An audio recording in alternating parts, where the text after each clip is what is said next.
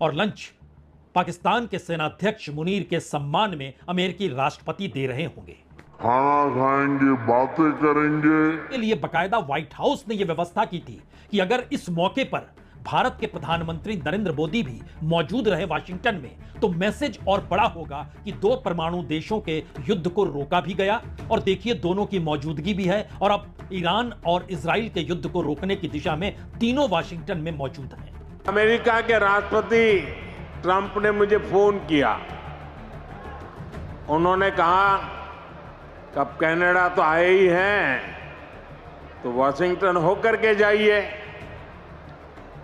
साथ में खाना खाएंगे, बातें करेंगे। खाना खाएंगे, बातें करेंगे। क्या वाकई पाकिस्तान सबसे स्ट्रेटेजिक पॉइंट पर है? अमेरिका पाकिस्तान के पक्ष में जो इससे पहले नजर नहीं आता था, अब वो खुलकर पाकिस्तान के पक्ष में इतना ज्यादा है कि वह उसको सबसे प्यारा बताने लगा है।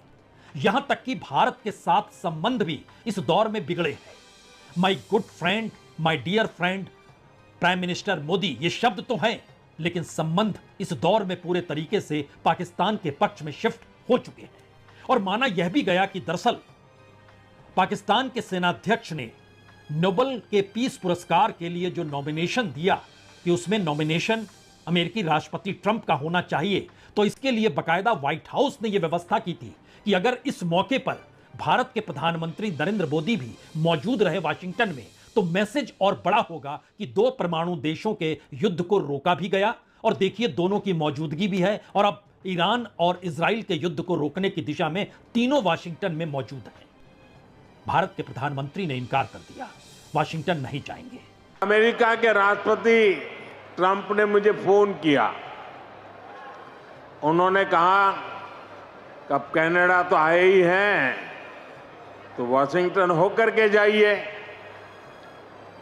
साथ में खाना खाएंगे, बातें करेंगे।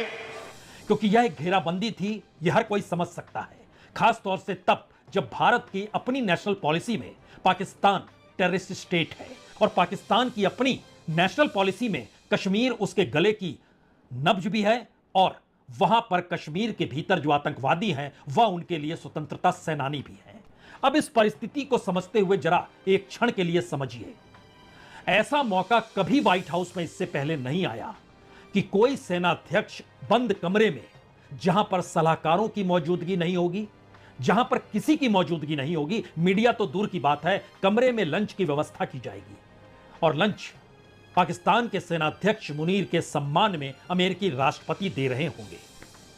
इससे पहले मुशर्रफ गए हैं, ज़ियाउल हक भी गए हैं, लेकिन उस वक्त पॉलिटिकल ताकत उनके पास थी। इस वक्त असीम मुनीर के पास पॉलिटिकल ताकत नहीं है, वो सिर्फ सेना प्रमुख हैं और शायद इसीलिए ईरान के सबसे ज्यादा करीब इस पूरे इलाके में कोई है तो वह असीम मुनीर है। क्योंकि मई के अंत को भी याद कीजिए तो ईरानी सेना के जो चीफ ऑफ स्टाफ थे जनरल मोहम्मद हुसैन बकरी, जिनको निशाने पर ले लिया इजराइल ने अपने हमले पर और वो इस युद्ध में मारे जा चुके हैं, उनसे मई के अंत में मुलाकात असीम मुनीर की हुई थी। पाकिस्तान के उस सबसे मजबूत प्रतिनिधिमंडल का भी वो हिस्सा बने थे जिन्होंने खामनेई के साथ मुलाकात की थी और वह प्रतिनिधिमंडल ईरान गया था। क्योंकि भारत इस दौर में टेररिज्म का मुद्दा उठाते रहा। भारत दुनिया के 33 देशों में अपने प्रतिनिधिमंडल को भेजकर, जिसमें डिप्लोमेट्स भी थे, जिसमें पार्लियामेंट्रीज भी थे, 33 देशों में बताया कि पाकिस्तान की स्टेट पॉलिसी टेररिज्म के साथ खड़ी है और भारत इसका विरोध करता है, आप टेररिज्म के खिलाफ वक्तव्य दीजिए। सभी ने भारत के साथ हाथ तो मिलाया, लेकिन कोई वक्तव्य बयान के तौर पर ऑफिशियली स्टेट लेवल पर निकलकर आया नहीं। और उसी पाकिस्तान को प्यारा देश अमेरिका बतला रहा है और उसी अमेरिका के साथ भारत को आर्थिक संबंध प्रगाढ़ करने हैं।